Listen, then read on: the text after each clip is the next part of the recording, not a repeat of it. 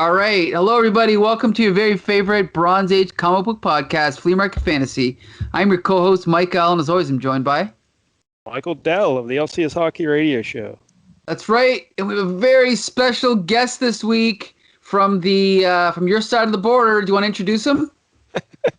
Well, he is your guest, though. But yeah, he is our old chum, Kevin Jank. Woo! Jank. Hey, what's up, guys? Don't fight over me too much. Yeah. You can both marry me. I have custody of Jank. Now, Jank, for those who don't remember, Jank is a regular contributor to the LCS Hockey Radio Show. He also hosts Mackey's Clubhouse with our buddy Larry. Yeah. And we're wrapping up soon. We're in the last season. They break down each episode of The Shield with Michael Chiklis. Yeah. Not Agents so of good. Not Agents of Shield. The Superior Shields show. Yeah, sure. So. But also, Jank, this is how many appearances now on Flea Market Fantasy? I think at least 4. I think this is 5. Wow. We did the Hulk. We did that Taskmaster Avengers. Yeah. We did Superman and X Factor. Yep. So yeah, this would be number 5. Number 5. Get the smoking jacket. I always feel bad because I have to apologize because Mike-EL ropes you into these terrible comics. Like, this is not my choice. This is Kevin Jank's choice. You had a choice of like 8 comics, but you picked this one because No, explain this. You gave him a choice of like 7 DC books and 1 Marvel, right? Yep, that was it. This is true. Yeah, so that's really a choice of 1. He was funneling it. Yeah, there's definitely some shenanigans in this voting box. Yeah, because the last time he got you, it was for that Superman book. That was terrible. Wait. So then we brought you back on to X Factor to make up for it. So next time you're on, Jank, you pick. All right? You pick. Ooh, all right. We had to make the same promise to cousin Brandon. Yeah. Mike-EL, tell the kids what you picked this week. Well, you mean what Kevin Jank picked? Okay, it's Wolfpack #1 from 1988.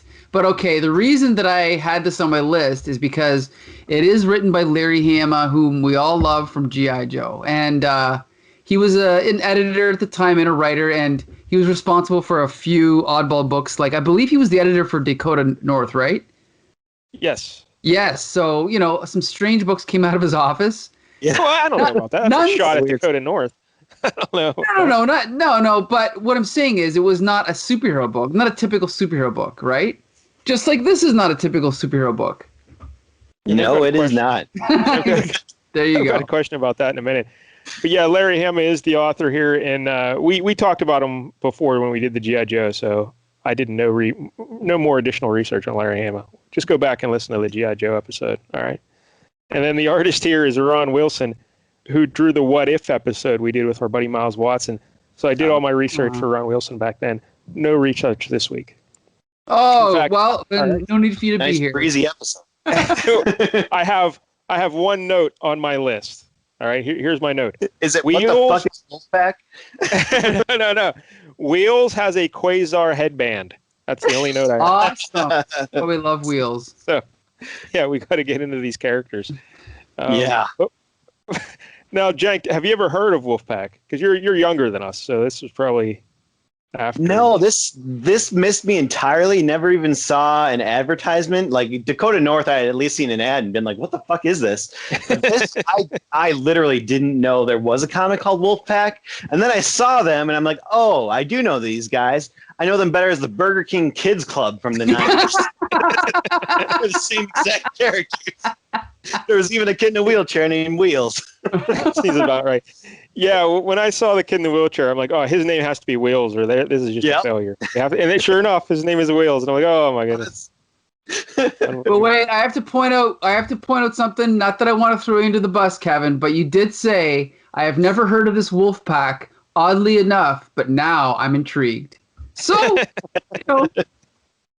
take some responsibility. That's all I'm saying. Anyway. Sure. When there's a Marvel book that I've never heard of from the 80s, I'm kind of curious. I got to see what this is about. Yeah, this is what, 1988, Mike-EL? Yes, 88. Yeah. So we were about 13. Jank, you were like a little toddler, right? Yeah, I was about 6 in 88. Yeah. If I was picking up a comic book, it was probably He-Man or, Flintstone Kids. Well, Burger King Kids. It's right in. Yeah. I remember Wolfpack vaguely. Like, I remember this book existed, but I never read it. And I'm part of a large crowd. I just never read it. I remember seeing that ad for the graphic novel, and I remember seeing the book, and I should have bought it because I love Larry Hama, but I just never got into it. I've also got Nth Man. It's another Larry Hama book from this era, another weird non-superhero book from this era that I'm eventually going to read. So yeah, I don't remember that one at all.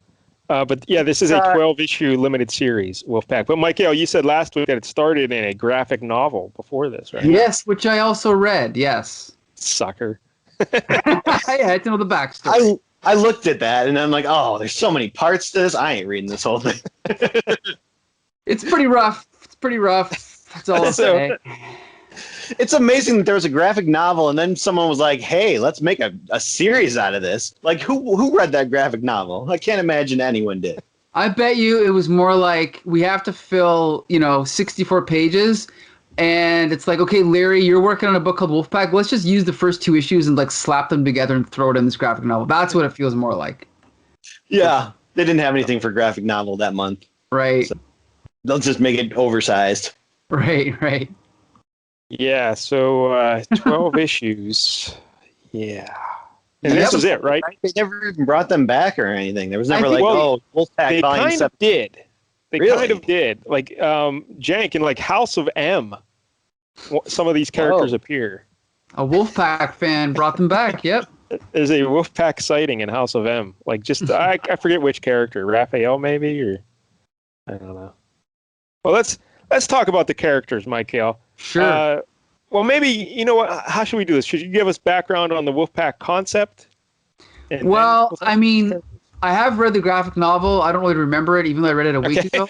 But I'll just say that and this is covered in the book, but they're basically they're kind of like they're like a street gang, but they're also ninjas, and they're high schoolers.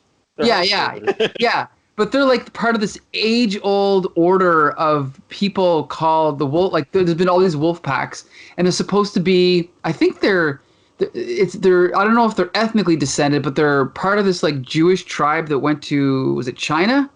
I think. China, yeah. Yeah, China, and they're kind of like, the whole idea is that there's supposed to be 10, noble men at all times, whatever, to fight evil, but nature has to balance things out. So then there's this other group, I think they're called the Nine, and they're like the evil counterparts to the Wolfpack. But right away, well, not to the Wolfpack, but to the 10.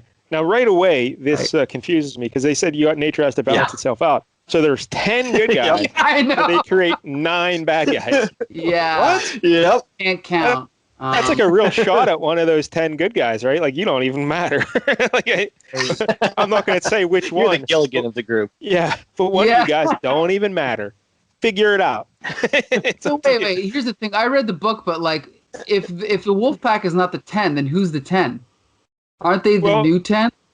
No, see, one of the 10, they were having trouble keeping the 9 in balance. So one of the 10 broke off and started his own little Wolfpack to fight extra on the side. So then throughout all these generations and, hundreds and thousands of years or whatever, the Wolfpack, all these different Wolfpacks have existed. And the fella that trained these kids was named Mr. Mac. Right. And apparently he trained a lot of Wolfpacks. Mm-hmm. And he trained each of these kids individually without them knowing about the other kids. And then one day he put them all together into the Wolfpack. Awesome. Now that brings up a lot of questions as well. Like when are they going to make the movie? No. Oh. Like, why does he like kids so much? Yes. Why does this Mr. Mac hanging around with kids? And why is he training them individually? Like, what does he do for a living? How does he have all the time to do this? Like, how can he dedicate so much time to what? Because it's like Stick in the Daredevil, background of training Matt and training Elektra. But that's like 2 kids, tops. But this is like 5 kids. Plus, he's supposed to have other wolf packs. So there's a lot of questions about Mr. Mac. Mr. Mac's got a lot going on. So is there only one Wolfpack at a time? Like, is he, as soon as he left these guys, did he go start a new one already? Or is he wait till they all die? Yeah, because it sounds like because they said I think Slippery Sam. Yeah, we got to talk about these names too. These are great. All right. Yeah, well, I guess we'll get into it when we get in the issue because Slippery. There's a lot of exposition right at the top in Slippery Sam. So let's talk about the 5 main characters here. We got Slippery Sam. He's like a blonde-haired white kid with glasses. He's always wearing sunglasses because he's cool. Yeah, right. Looks like Matt Murdock. Yeah, yeah, very much like a young Matt Murdock. And he's always wearing suits. Even though these kids go to like a tough school in the Bronx, he's always dressed in a suit because he's classy. Don't you forget it. Now, Mike-El, what is Slippery Sam's specialty? He is. Oh crap! I think my doctor's calling me. Shit. Oh no! I just hung up on her. Damn it! That is- If she calls back, I have to answer because it's like I might be dying. But anyway, let's get back to Wolfpack. Oh, all right. Well, hopefully the pregnancy's all right. Yeah. But all right. So sorry. What's his power? Slippery Sam. I don't remember. What is his power? I don't know that any of them have actual powers, but Well, I think they do. That's the question I have. Okay. You said it's not really a traditional superhero book, but then like a couple of them do seem to have superpowers, and I'm confused. But Slippery Sam's kind of like he's like a little ninja. He's an infiltration specialist. He can scale walls and sneak around. and they mentioned he was good at hide and seek at some point. Yeah, that's what Mr. Mac called it. Hide and seek. But anyway. Oh, it was their little secret. Yeah. So that's Slippery Sam. He's kind of like the de facto leader of the team. Then we have Slag, who's a very large fella with like a, I don't know, what kind of haircut does he have? Kind of like Rick James-ish? Yeah, kind of like Rick James. Yep. Yeah. But now is he? What do the 5 fingers say to the face? Because he seems super strong. Like he could be superhumanly strong. Yeah, I think they were actually superhumanly, strong and fast, or if this was just like, as good as a normal person can get. Yeah, I think he's like extra strong, but not superhuman strong. You know, right. Above average. Yeah, and his name, like we said, his nickname is Slag, Slippery Pete. Then we have Wheels, the kid in the wheelchair with the Quasar headband, and his power is that he's in a wheelchair. That's his power. Yeah. He's a master strategist. Oh, master strategist. Oh, okay. Yeah. Master strategist. We'll see some of that in this issue. It says in his entry he's very agile with his wheelchair. So there you go. There's his power. So, all right. So we got Slippery Sam, Slag, Wheels, and then Sharon. Oh, hey, Sharon. How you doing, Sharon? Hey, ran out of nicknames. She's African and Asian. And her superpower is that she's like, one, she's foxy. That's one of her superpowers. Yeah. And then the other power, she's like really fast. Now she seems superhumanly fast though. I think that she's just ninja fast, But she's doing stuff like, that the Flash does. You know what it Not says like- here? She can run 90 miles per hour. So I guess that is super fast. Yeah. That's very fast. All right. Okay. Yeah. Because what are like the top sprinters? 25 tops? I don't know. But yeah, you're probably right. 25, 30. Like, I don't even know. Yeah. But not 90. Yeah. So she is like super. See, that's why I was confused about this. Like, are they superheroes? Are they just on speed? I don't know what's going on. I don't know. On crack. Yeah. We don't know about crack this issue. At least they won't die if they're on crack. Yeah. Yeah. Really, No, we it learned doesn't that kill as you well. at all. Right. All right. So we have one more member of the Wolfpack, Raphael, a Puerto Rican fella, and he's just really skilled in the martial arts. Yep. So that's it. Yeah. Okay. He's Puerto Rican, I think. Yeah. Yeah. So we have a nice racially diverse cast, That's right. and Slippery Sam. You got to have one white guy to be the leader. Isn't he? I think he's supposed to be Jewish, though, isn't he? I think he is. Oh. All right. I think Go so. with that. Yep. All right. So I guess we'll talk about the cover. Okay. Are we ready? So yeah. Okay, so we got number 1 in a 12-issue limited series, and then we got this logo that's supposed to look like, what is it called? Tag art, like Oh, like graffiti art. graffiti art, whatever. It's pretty cool. I like it. Yeah, the logo's kind of cool. I like the little arrows. Kind of look like Nightcrawler's tail. Yeah, just to let you know, the logo was designed by Alex J. It's actually in the credits. Who's that? I have no idea. Oh, okay. I just wanted to give a shot. He's very good. Okay. Alex J.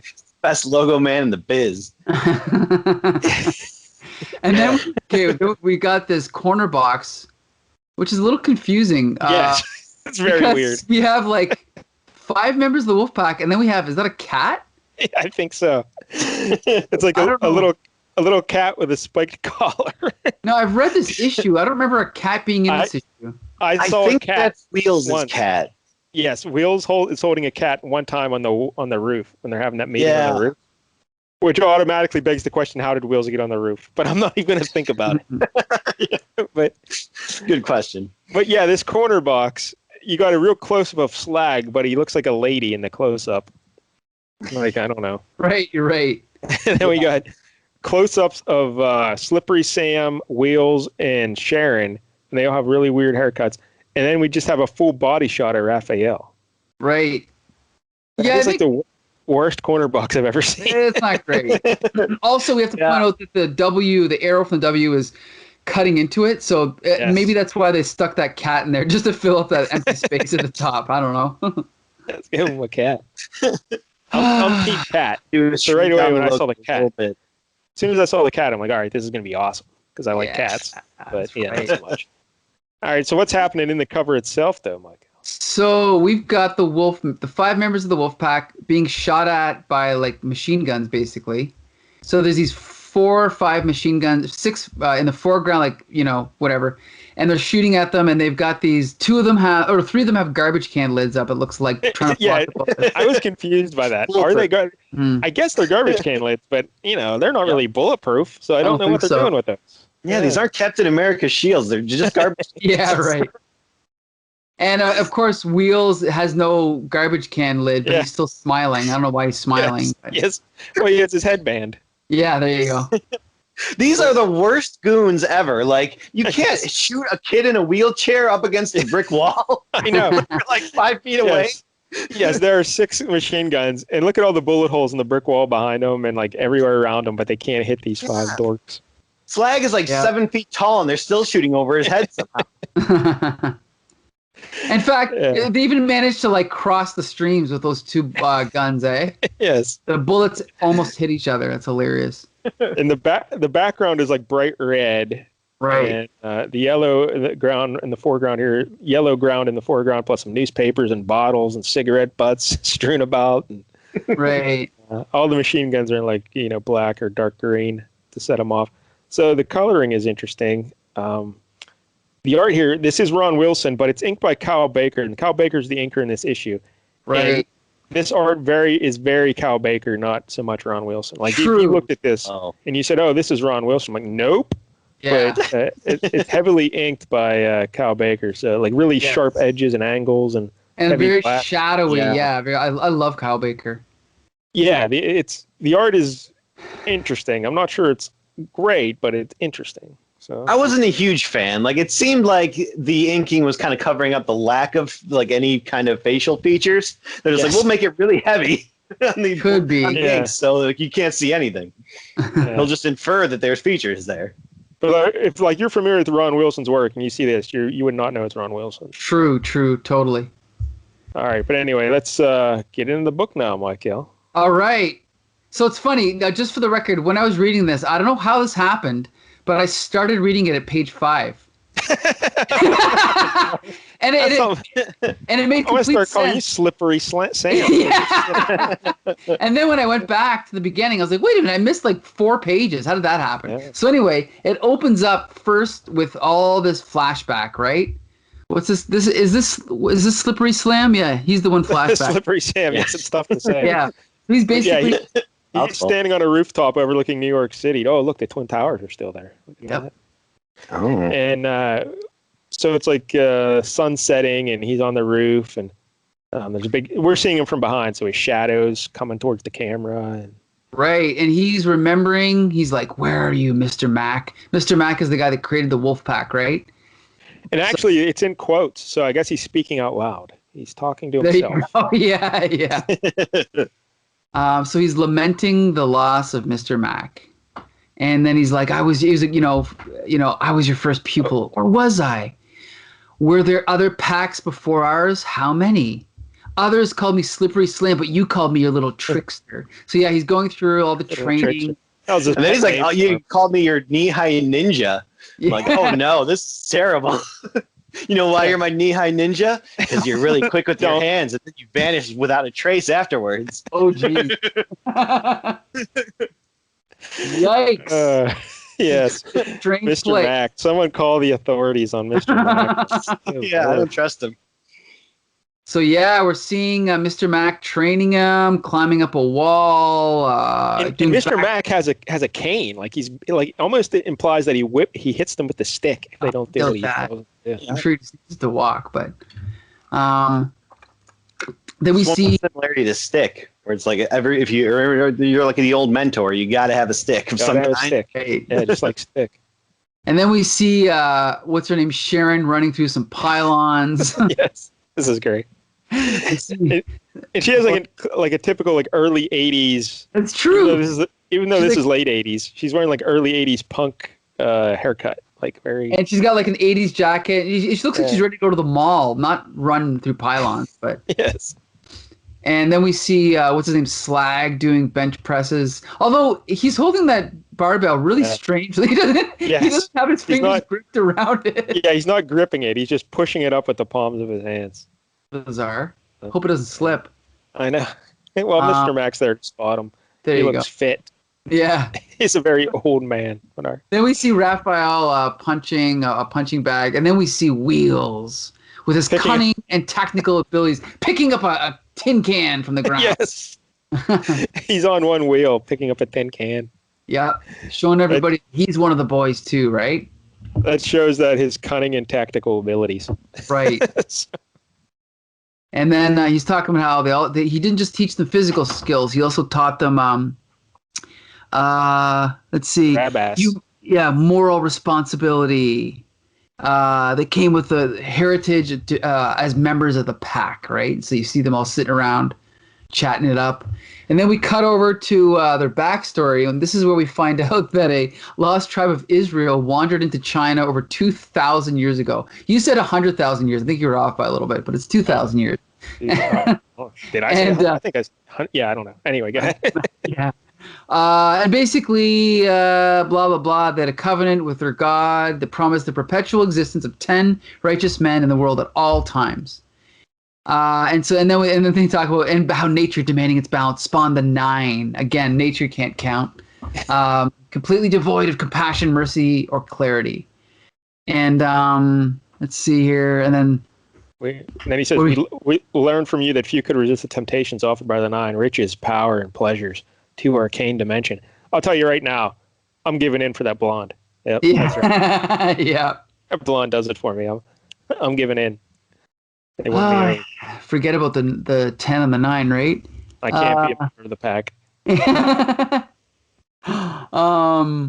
And then basically, so how one of the 10 realized that the 9 could only be held in check by drastic means, even if it meant relinquishing his status as one of the 10 and forming a renegade band, a pack, forced into hiding in the hills, living like wolves and relentlessly hunted by the 9. So yeah. So then the 9 came into the modern world though. Now they live in corporate towers. Right. They robe themselves in executive suitings. Couldn't you just say suits?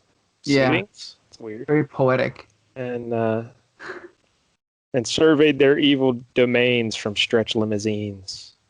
He's like, I wish you were still here to help us, Mr. Mac. I never believed for a second that the 9 had killed you. I think you're out there somewhere looking for another kid who's good at hide and seek or you run like the wind. What in tarnation? Anyway. Listen, I don't know much about Mr. Mac. I don't know if he's dead or if he's alive, but without question, he's out looking for more kids. Yeah. I can tell you that straight now. Okay, so now we pick up where I started reading the comic. Yes. So basically, what's that? Skipped all the preamble. Yeah, there you go. So basically, Here's what I don't like about this scene, though. Here, okay. homework assignments on the board. Read Tom Sawyer. You expect them to read the whole book that night? Yeah. Yeah. Finish book report. I was just a little confused at how high homework assignments was written on the board. Like that teacher was stretching to get it up there. Just want the kids to come up and erase it. You got to put it over their heads. I guess so. But all right, Mike-El, go ahead. So basically, there's this student named Hector at the front of class. He's reading a report, and like the students are, one kid's throwing a paper airplane at him, another kid's pointing at him. Basically, they're not paying attention. And he's doing a presentation called "Why Drugs Are Bad" by Hector as Villalobos. Drugs are bad. Drugs are bad because and the kids are not really paying attention. There's junk all over the floor. It's all messy, and they're kind of just making fun of him. And I love that one of the kids is he's falling asleep in class, and they're like, "You better wake up, or they're gonna crazy glue your teeth together again." Yeah. Yeah. Also, this guy at the bottom here, he uses the expression "dag" instead of "damn" or "dang," and that's something that Larry Hama used in G.I. Joe. So that's a tell right there. Yeah, dag. Must be a big fan of David Allen Greer. Yeah, that. Yeah. What the? Okay. But So yes, the kid who was sleeping kind of has like a Gilligan's hat and a big heavy coat, and he raises his hand to leave the room, and they're all making fun of him. And he's like, oh, his name's Lupo, by the way, Lupo. Right. Yeah. Yeah, and he wants to go to the bathroom, or he wants to leave the room. He's got to get a hall pass. He's like, what? Do you want to see the nurse? And he's like, just got to leave the room, Mr. Robinson. So he leaves, and then they all throw like paper airplanes and spitballs at him. And then what's the girl, Sharon? She steps in, and she's like, why do you got to be so cruel to that kid? He don't know we being mean to him, Sharon. He's totally whacked. This is how people talk. That's good English. Yeah. Well, the kid's got a big purple mohawk. So Yeah. Hey, I expect my punks to be well read. Well, they're going to be reading Tom Sawyer later that night. And then what's his name? Raphael? Yeah, Raphael. Yes. Yo, brother, you don't talk to the lady like that. So I love this part because then basically the guy mouths back to him, and then the guy, the punk guy is like, she's your squeeze. Latina girls ain't good enough for you. You got to hit on exotic Afro-Asian half-breeds, huh? That's natural dialogue. And then he's like, that did it. And it cuts to the next page, and everyone in the room is fighting. Yes, I it's love like a ballroom brawl. Right. Like The school's a lot like the one in class of '84. right? Yeah. Did you ever see that movie, Mike-El, the class? No, I didn't. No. Jank and I watched it on the LCS show a couple months back, and I mentioned that to him, like, this book reminded me of it. But yeah, it's just a rough high school in the Bronx. I think that was in the Bronx as well, right? Or some sort of. I think so, yeah. Like all the kids were bringing knives and shit. They had to go through a metal detector. They snuck it through anyway. This was is probably great. all inspired by true events then, right? I'm going to assume. Probably.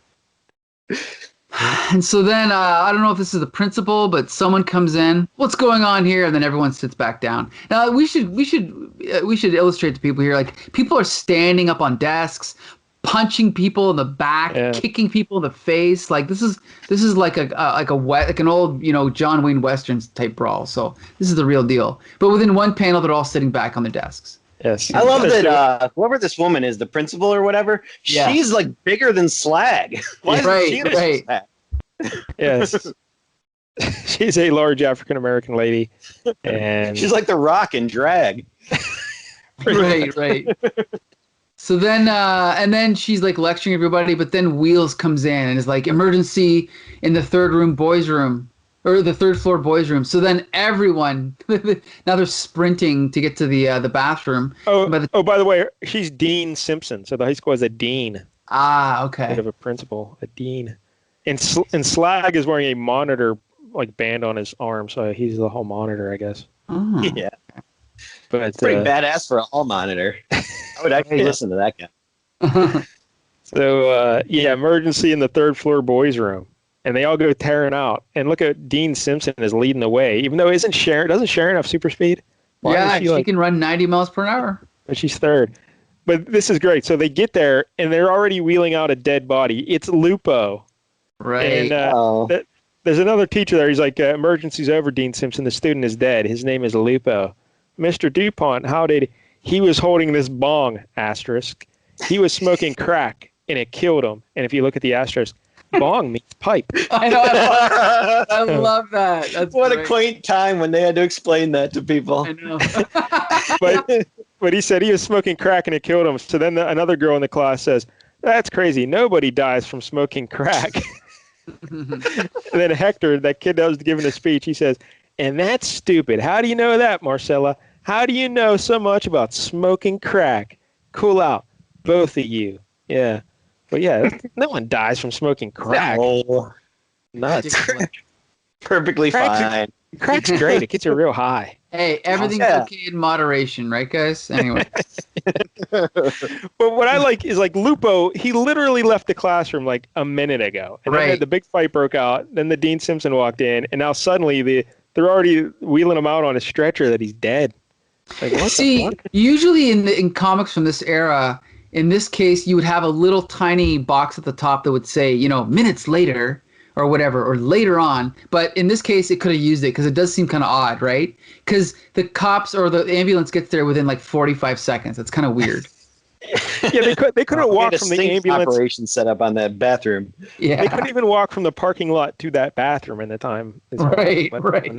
Let alone be called, drive there. It's insane. I'm just gonna maybe I'll just pretend like that fight lasted like 3 hours. There you go. Yeah. So then a guy named Inspector Cassidy shows up and grabs the bong. Yeah. Well, the pipe. I.e. if you're at home and you don't know what that means, it's a pipe. Yes. Pipe out of what's his name's hand. And then what's his name? Slippery Jim, or what's his name? Slippery Sam. Yeah. Comes in and he starts lecturing Hector. You're a sick puppy, Hector. Anyone ever tell you that? I don't care what criminals and thugs call me, Sam Weltzer Mertz. Huh? What is that? I guess that's his last name. Weltzer Mertz. Yeah, that's why I think he's Jewish. And then the Cassidy cop like, Slippery Slam. The only reason you're out free. Slippery Sam. Isn't that what I said? You're saying slam. He's not a breakfast at Denny's. Like Slam Bradley. It's tough to say, and I'm not blaming you, Mike. I just want to make it clear, though, because for the kids at home, if they want to get their Slippery Sam merchandise, yes, they know how to order. So Slippery Slam, the only reason. Oh, did I do it again? Yeah, I know. You just did it again. Oh, my God. Okay, I have a problem. I think I'm dyslexic. Slippery Sam. Yes. Slippery Sam, the only reason you're out free is that the only witness against you has disappeared. See Wolfpack graphic novel on sale now. And I did. Anyway. A book you forgot about, Lee. What's that? Mike-El, since you read the graphic novel, what did Slippery Sam do to get in prison? No clue. I don't remember. All right. It wasn't as good as this issue, I'll tell you that, okay? Wow. Yeah. And then and I love this exchange here. He's like, that doesn't make you innocent in my book. It doesn't make him guilty either. Sam is back at school and doing well. That makes him just fine in my book. And then Cassidy's like, DuPont, you're nothing but a knee-jerk liberal. But at least you got heart. And he walks away. I want you to remember that line. Remember that line. All right, I will. I remember every line in this comic. Just not the graphic novel. All right. So now they're... How big that hall pass is. That thing is like a book. It's like the encyclopedia. Yeah, you're right. I guess they do that in some schools, though, so you can't, steal it. It's tough to hide. Just like, sometimes you go to coffee shops and in order to get into the bathroom, you have to take like an empty bottle of Sprite with you. You ever seen one of those? Oh. Maybe it's only in Detroit, but anyway. All right. People put on tires at gas stations and shit like that. Oh yeah, that's right. So anyway, so now they're up on the rooftop and they're planning out Slippery Sam says the pack meets tonight. The rooftop at the usual time. And again, how did Wheels get up there? I guess Slag carries him. Yeah. Yeah, and the wheelchair too, though. That's quite a haul. So now it's nighttime. They're up meeting on the roof and they're trying to assess what's going on with the drug scene at their school, right? It's getting out of hand. And they're like, okay, so they try to come up with a plan. And this confuses me because it doesn't sound like they really come up with much of a plan other than the fact that they're just going to try and figure out who the drug dealers are. Yeah. Look at the second panel down. We see the little cat is drawn in. His head is Oh, drawn there in. you go. But like in the first panel, the cat is not sitting on Wheels' lap or anything. It's weird. So it's maybe, almost... maybe they do the cover first and like, oh shit, we put the cat on the corner box. We got to stick him in the comic somewhere. Yeah. I want to know more He about was the cat. hiding in the inside of his coat, obviously. Yeah, but I want to know more about him. What's his name? He seems cool. I think it's Nine Tails I saw. Really? Yeah. Huh. Where did you see that? Like online somewhere? Because it's not in the book. Yeah, right? it was some kind of article about Okay. Wheels, basically. Wheels. You always had that cat, Nine Tails. All right. So, yeah, they just come up with a plan, and basically the plan is they're going to try and score some drugs, right? We're going to have to find the dealers first. Easy. I see them all over Gotta the go place. undercover, pretend we want drugs. So, Well, yeah, so they're really sneaky about it. They walk into like the hallway school and just start asking Well, for wait a minute. drugs. Yeah. Well, we need hard proof. We need to make a buy. You got it. This is a job for me and Slag, right? Right, Raphael. Now, do you think he's saying that because Raphael's Puerto Rican and Slag is African American? That seems racist. Could be. That seems racist. probably. Yeah. Yep. But it seems like Raphael's just resigned to it. Yep, Slippery Sam's a racist. I got to go get the drugs. All right. So, yeah, so the next day in the hall, and again, it's a high school, but everyone in this hall looks about 30 to 40 years old. They're all very... And they just start asking people for drugs because they're undercover. Like, this is regular 21 Jump Street kind of stuff. Right. So here, let's lighten up, Slag. You're putting out real intense vibes. Yo, brother, I'm looking to cop some. I ain't your brother, chump. In fact, I don't even know you. He didn't even turn around to look at me, Rafe. And then Raphael's like, "Say, friend, do you know where?" Drop dead. And this 37-year-old tells him to drop dead. Yeah, these do not look like high school students, but then we get a real big close-up of Slippery Sam, and he spells it out for him. Members of the subculture know their own. You guys don't fit in. You look wrong, sound wrong, and probably smell wrong. They won't talk to an outsider. What are we supposed to do about it, Slippery? Come along with me to the cafeteria, and let's watch a real master gather information. that's right. This is my favorite part of the book right here. Well, take it away, Jank. Explain this next part to us. Oh, it's so good. So they're going to turn it over to the tactical mastermind that is Wheels here.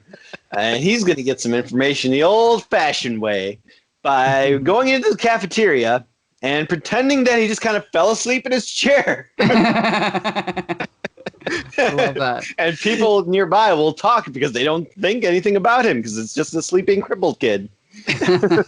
Yep.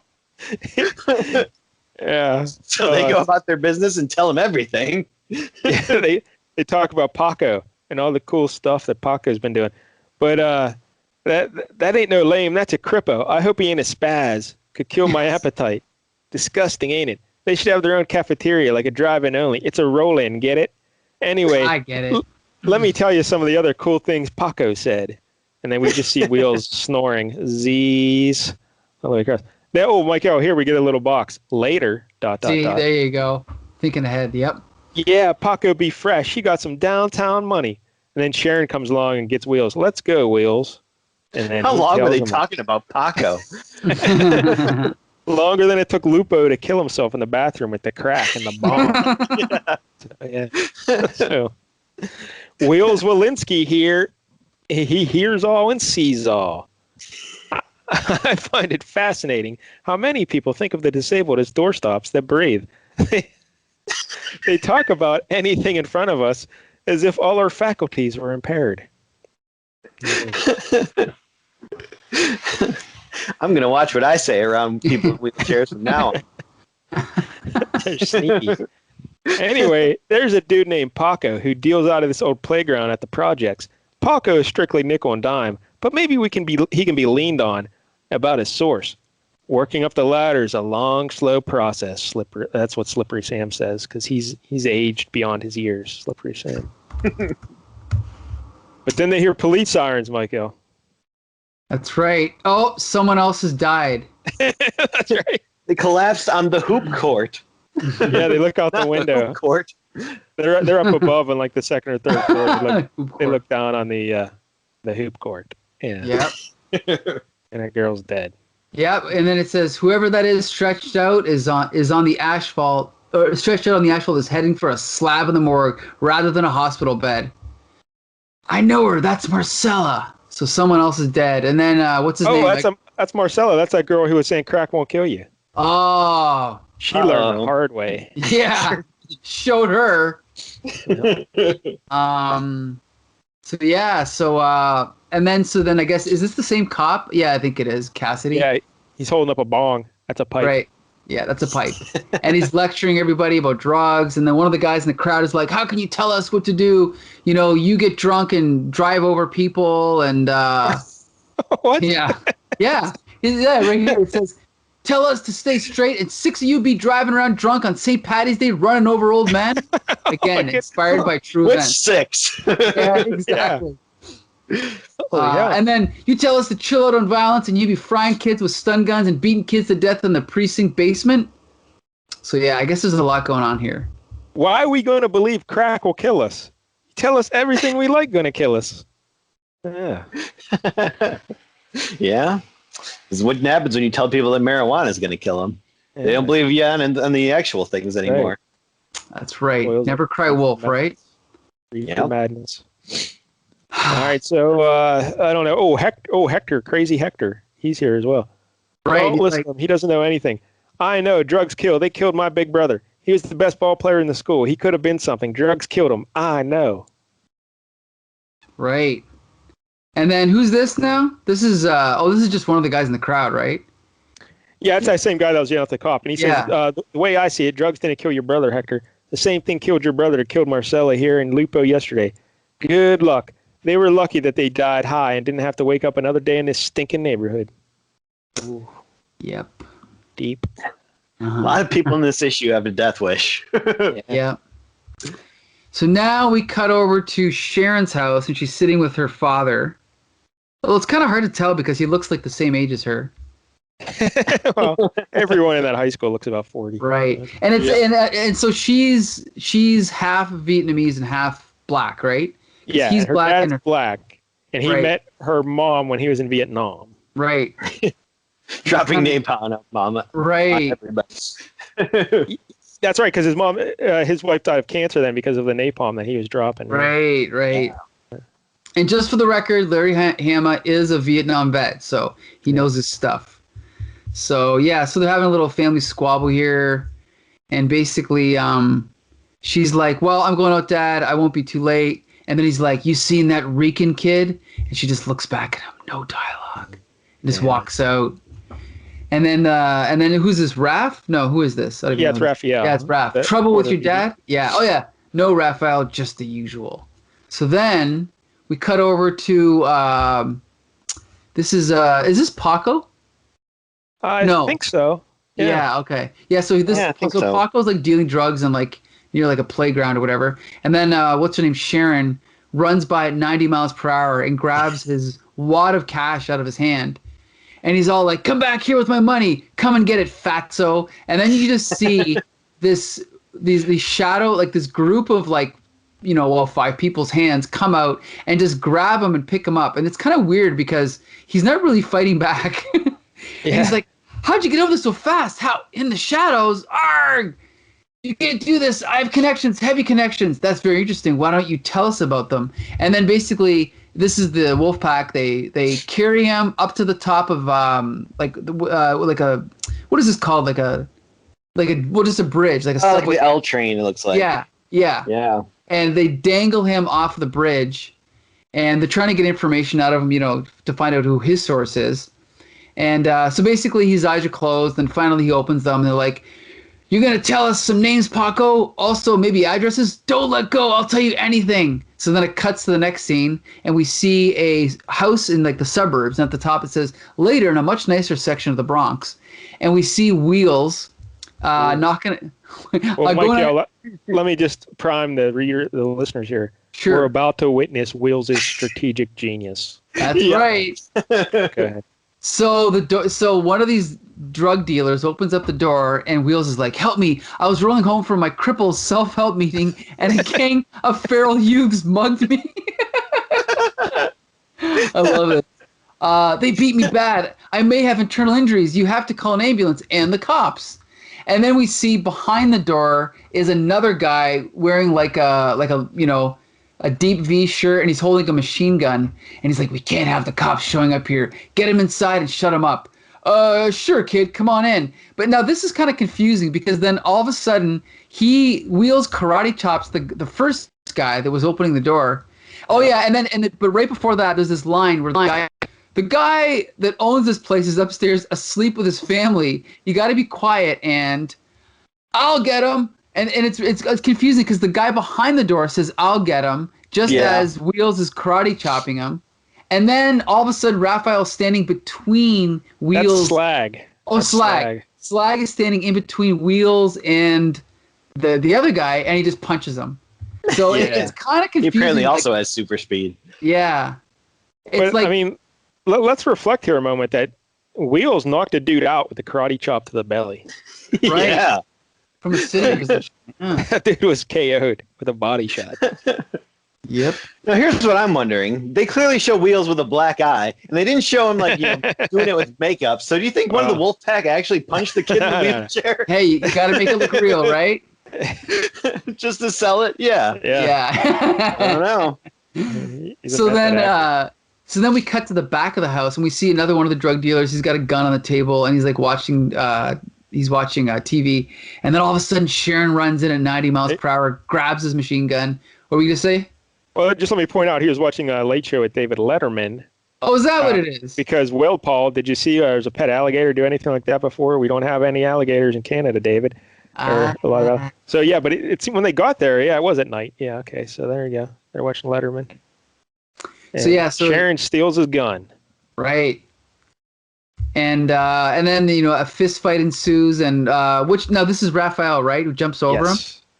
Over him and grabs his head, and what does he do? Knock him out? Yeah, I guess he knocks him out. As he slams him into the ground. Right. And then we cut to upstairs, and this is Slippery Jim? Sam. No, Slippery Slam. Slippery Sam. My God. Speech impediment. I'm hoping you just get one right in this whole episode. Essentially. And then we can just go back and put it in on all those spots. So Slippery Sam climbs in through a window, and he's like sneaking around, but then he walks through this what is this called? Like a laser security system thing. Well, Mike-El, if you look at the next panel, those electric eyes finally paid off because the guy says it as soon as he hops out, shooting a machine gun. Right. And this guy's kind of squat. He's got an odd physique there. His upper torso looks normal, but his legs are like a foot long. Yes. Yeah. It's like Edgar, Men in Black. I don't remember. I'll take your word for it. Yeah. I don't watch Men in Black. Well, he shoots Slippery Sam, and Slippery Sam ducks because he's really fast, I guess, too. Yeah, he's a pint-sized ninja, knee-high ninja. Yeah. And then he jumps up and kicks him and knocks him down the stairs. He's jumping a bunch of times all the way there instead of just rabbit. He's flipping. What he's doing, yeah. And he knocks him down the stairs. And the rest of the Wolfpack, including Wheels, come up the stairs. But look at the next panel. Oh, yeah, Sharon's pushing Wheels up the stairs, which I don't know. That seems weird. So long. But what's going on now? Slippery Sam is in the middle of the staircase on all of a sudden, and they're climbing these stairs. I don't know what he was at the top of the stairs. Yeah, it's very strange. Yes. And now they're almost at the top of the stairs, and then Raphael starts running. He said, "We got to move fast while they're surprised and disoriented." Raphael, I'll cover you. So then that's Sam. So he grabs the machine gun. He's like, Slag, follow me in. Take out anything that moves. So they run in, and it's a baby's room. And you see a baby carriage and all that stuff. Yeah. And then there's a ladder going up to the attic that's hanging out. And it's and so then they're talking to the guy who's up there. He's like, it's a nursery. They've got little kids. There's a secret stash in the attic. He's taking his wife and kids up there with him. And then you hear the voice coming from inside, from the attic. I know you're not the cops. They would come in with warrants, bullhorns, SWAT teams, and reporters. This must be business, no? And then this is weird. And he's like, I heard there was competition on the streets. I was stupid to think that you wouldn't strike this soon. I know what you intend to do with my family. This is business. I would do the same. it is to make an example. He's like, no, we're not the competition. We aren't going to hurt your family. So then he starts shooting out, and he's like, I'm not going to give you the satisfaction. If anyone's going to take care of my family, it's going to be me. This whole house is wired with explosives. You'll never get out. So then they start running out, like, let's get the hell out of here. The house explodes. So that guy kills himself and his kids and Entire his wife. family. Yeah. Weird. That's a guy who like clearly had a lot of resentment building up. Like these kids, I keep telling them to turn the lights off when they go in another room, and he's just waiting for anything, any excuse to take them all out. Right. I'm taking us all out. So then we cut to the next day. Yeah, just a cut to the next day at school. Yeah, and then we see another drug deal going down. Yo, man, you got the stuff. You got the money. Here you go. Let's see the stuff. Nobody's got anything better than mine. We'll see about that. Hold it right there. And then it's who's that? Slag. Yep. Slag's like, get your hands off me, Hector. You're not only dealing drugs, but I'll bet you're the one who's peddling the killer stuff. So yeah, they find out that he's the one that sold the.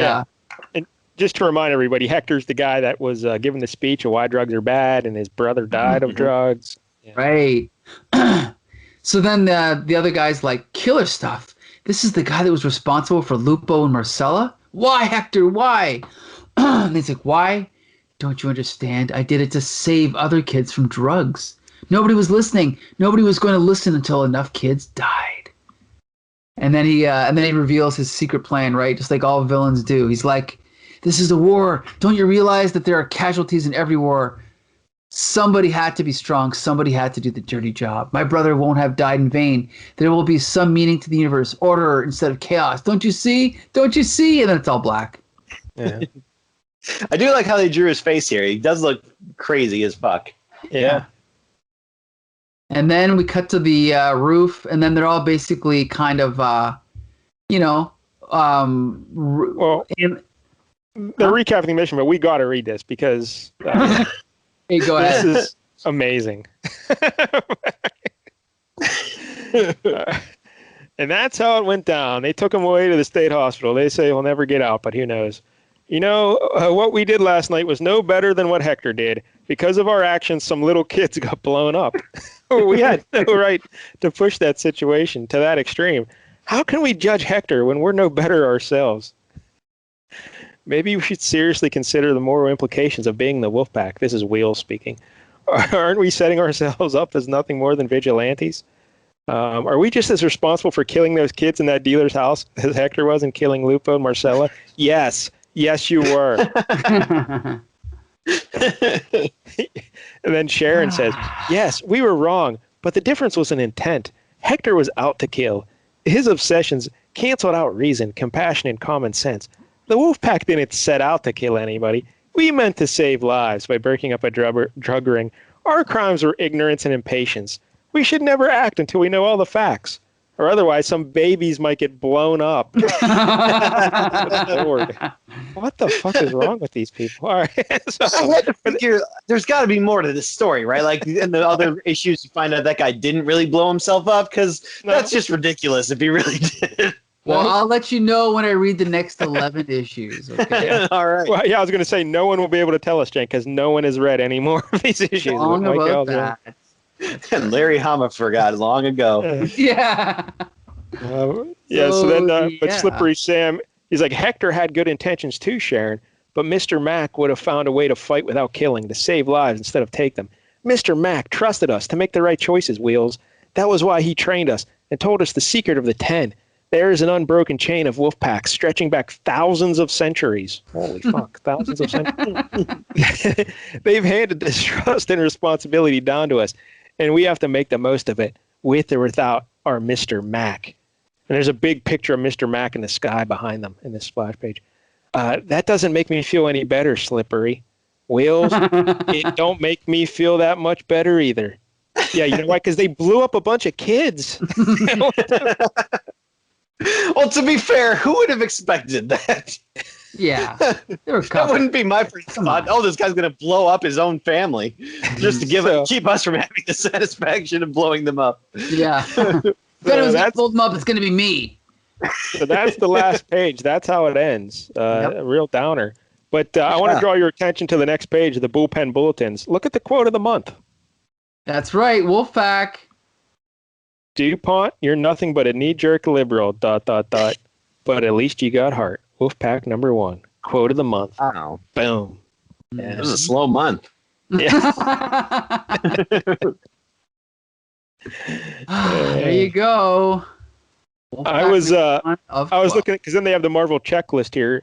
They also have a profile of somebody named Craig Anderson. Oh, he's an assistant editor. I don't know who he is. And this, for the record, this came out the same month as What the Number One. Did you notice that? Wow. Yeah. I did not notice that. But I was looking through just to see like what issue of X-Men this month, and I was looking for Uncanny X-Men, and it took me forever, and I couldn't find it. And I'm like, why? Oh, it's just the X-Men. This was before they had to call it Uncanny X-Men. Oh, well, it was yes, it was Uncanny X-Men on the cover, but back in those days, they would always call it just X-Men and Spider-Man. Yeah, for sure. Yeah, because there was only just the one X-Men book. There wasn't the new X-Men or anything. Right. 232, it looks like. Yeah, I'm trying to think what that was. I think that was after I'd stopped. Before Inferno. Probably right before Inferno, probably building up to Inferno. Right in the middle of it. Yeah. Then I was reading through that then, yeah. That's interesting. Oh, they also have Marvel magazines. How about that? Marvel Bookshelf. Hercules. Oh, the Nam, Savage Sword of Conan. Yeah. Cool. All right. So there it is, Wolfpack number 1 of a 12-issue limited series. Yeah, the writing here is kind of crazy because, like, that whole trip to the drug dealer's place, that could have just not happened at all. And he still catches Hector just by random and being in the bathroom. You know, like there was no connection between anything and them catching Hector. Like they just happened to catch Hector because Slag had to urinate. That's all. And, like that could have happened without any of the rest of the book. But yeah. So it is weird that they set up this whole backstory about the 10 and the 9 and all this shit. And then they're just fighting some kid who was poisoning people with drugs. Like that's your first issue. Like you couldn't fight one of the 9. They should have had the 9 being responsible for the drug dealing at the school. Yeah, exactly. But not just yeah, because you're right. It's like if this is the first issue, then it's almost like an episode of G.I. Joe without Cobra. Like you don't want G.I. Joe to fight some random terrorist. You want them to fight Cobra, right? Mm-hmm. Yeah. So that's a good point. They were fighting a classmate who gives terrible. Yeah, it would have been better to you find maybe hint at it the 9 are working, they're dealing drugs in Brooklyn or Bronx or wherever they are, and then gone from there. But this was kind of strange. Yeah, I didn't. The writing here is just it goes from terrible to absurd, and is it's so bad it's awesome though sometimes when you're falling asleep. But there's several moments where I laughed out loud reading this. But here's the thing. Despite all these flaws, I still love the writing. I think it's great. I think it's awesome. Wow. Huh. Larry Hama. Is it Hama or Hama? I have no idea. I always said Hama as a kid, but I don't know. Yeah. What a guy. I don't know. Jank, will you be reading more Wolfpack? Probably not. Although I'm kind of intrigued. It's a semi-interesting premise, I guess. I mean, I like when you have just a certain number of villains that you gotta take down. It's a cool thing. So it's just something that's gonna go on forever. I like specific numbers of things. Just like the count of goals that you can actually meet. Like I just gotta take down these 9 guys. Like Kill Bill. It's got these couple people you gotta get rid of, and then you're fine. But so are these the same 9 from are these immortal beings? Or yeah, I'm not sure. I don't know. I read the graphic novel, but I kind of tuned out halfway through, so. All right. Well, let's just recap. The highlights are Wheels falling asleep, a cat showing up once in a while. Learning that a bong is a pipe. Yep, a bong is a pipe. Slag and Raphael trying to score drugs in the hallway. The drug dealer blowing up his own family. That was... Wheels karate chopping someone in the belly. And, I guess that's about it. So there it is, Wolfpack number 1. Yeah. I don't know, Mike-EL. What are you going to give it? What score? Yeah, 1 out of 10, Mike-El. Ooh, man. But by the way, I think we forgot to rate She-Hulk last week. I think we did too. Yeah. I give it a 3. Whoa, that is Yeah. harsh. Yeah. That It was is bad. way harsh. I'll give it a 5. Okay. Yeah, that's where I was leaning as well. So Wolfpack, I give a 6. Okay. Yes. Wolfpack is terrible. What do you give Wolfpack? Like the concept is, I don't like the concept, the whole mythical bullshit. Mhm. I don't like it. I think it would have been better if it's just the guy who put together a street gang of kids to fight, inner city problems and, that kind of thing. And then, I don't know, the plot here is just, there isn't a plot. Like, you just pick Hector because you just walked in on the bathroom on him. All right, cool. The drug dealer blew up his kids. This is all terrible. The art is interesting at times because of Kyle Baker's inking. Like, it has a distinctive look. Mhm. It almost reminds me at times of Claus Janson Punisher a little Yeah, bit. you can say that. Yeah. So it's kind of interesting, but it also feels very rushed and sketchy and Yeah. illogical at times as well. Yeah, like we said, there's some confusing storytelling for sure.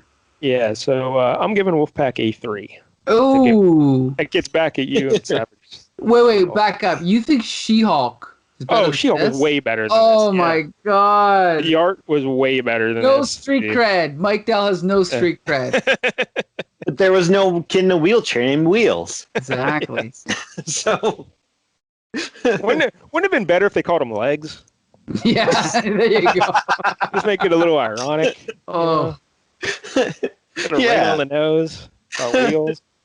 I don't know. All So, right. Jank, what are you giving it? 1 out of 10.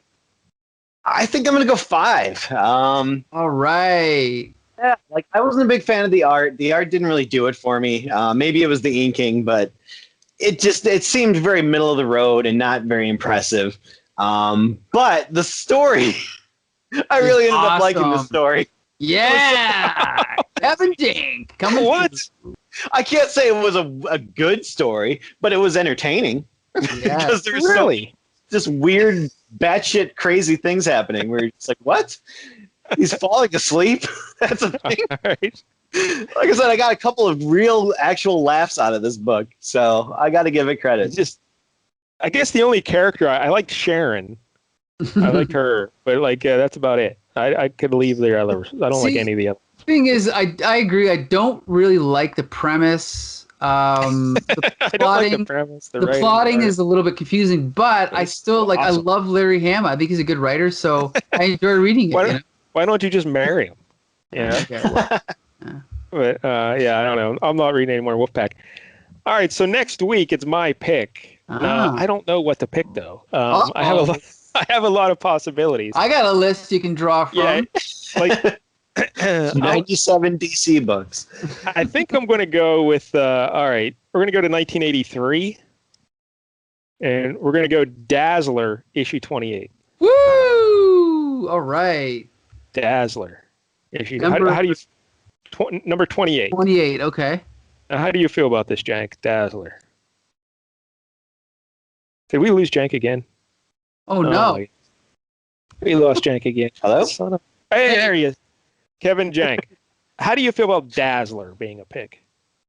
Oh, I'm very excited because I pulled the Mike-EL and bought all the issues of Dazzler, but never read any of them. That's hilarious. You're in for a big disappointment. That's all I can Wow. tell I you. bet. Well, Yeah. I mean, Jank, I'll extend the invite if you want to come back next week. If you want to discuss, you're welcome to. It's up to you. Sure. Yeah, why not? This issue of Dazzler features Rogue when she was a villain, Oh, Awesome. I like it. and the cover is Bill Sienkiewicz, and the interior is written and drawn by Frank Springer. I I believe. love me some Frank Springer. Is that sarcasm or? No, I love him. He's Well, then, I why, know. why'd you say it was going to be a letdown? Because I think he did pretty much the entire series, right? Well, wait, no. But some of the early issues which I've read, I think they're written by Danny Fingeroff. They're Okay. they're Yeah. absolute garbage. Yeah. Okay. Yeah, but Springer did a bunch. I know that Okay. one. But yeah, Sienkiewicz was doing covers like he did at least 5 or 6 covers. Yeah. Wow. So Dazzler issue 28. There you go. And Jank, you're coming back? Sure, why not? Awesome. All right. So there you go. Another episode of Flea Market Fantasy. You can catch every one of our episodes on Stitcher, iTunes, Spotify under Comic Book Syndicate. You can also follow us on Twitter, on YouTube, on the Comic Book Syndicate website, or on Facebook. Every week we do a different Bronze Age book. 1 week I pick, one week Mike-EL picks. So until next Tuesday, disperse!